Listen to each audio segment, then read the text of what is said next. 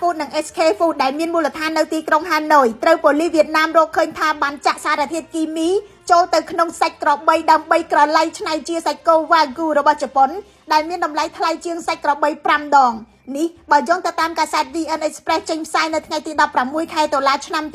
2025ក្នុងប្រតិបត្តិការចុះឆែកឆេរនៅថ្ងៃទី19ខែកញ្ញាឆ្នាំ2025ក្រុមប៉ូលីសវៀតណាមបានឃុំខ្លួននាយកប្រតិបត្តិក្រុមហ៊ុន Hida Food និង SK Food ព្រមទាំងបុគ្គលិកមួយចំនួនផងដែររបាយការណ៍របស់ប៉ូលីសបង្ហាញថាក្រុមហ៊ុននេះបាននាំចូលសាច់ក្របីពីប្រទេសឥណ្ឌាដែលមានតម្លៃមិនដល់$5ក្នុង1គីឡូក្រាមបន្ទាប់មកបានចាក់សារធាតុគីមីដើម្បីបង្កើតជាដុំសាច់ដែលមានពណ៌និងស្រទាប់ខ្លាញ់ដូចទៅនឹងសាច់គោ Wagyu របស់ជប៉ុនយ៉ាងពិតប្រាកដសាច់គោជប៉ុនផលិតពីសាច់ក្របីឥណ្ឌានេះត្រូវបានវេចខ្ចប់ឡើងវិញនិងលក់ជាសាច់គោក្រោមយីហោ Hidasan Wagyu ក្នុងតម្លៃចាប់ពី$16ទៅ$24ក្នុង1គីឡូក្រាមនៅទូទាំងទីក្រុងធំៗរបស់វៀតណាមរួមមានហាណូយ ដាណាង ញ៉ាត្រាងនិងហូជីមីញអាជ្ញាធរវៀតណាមបានរឹបអូសសាច់ក្របីនិងសាច់គោខ្លែងៗនេះចំនួន65តោនសារធាតុគីមី17តោននិងសម្ភារៈផលិតសាច់ខ្លែងៗជាច្រើនទៀតការធ្វើតេស្តដោយវិទ្យាស្ថានជាតិគ្រប់គ្រងចំណីអាហារវៀតណាមបានបង្ហាញថាគំរូសាច់ចំនួន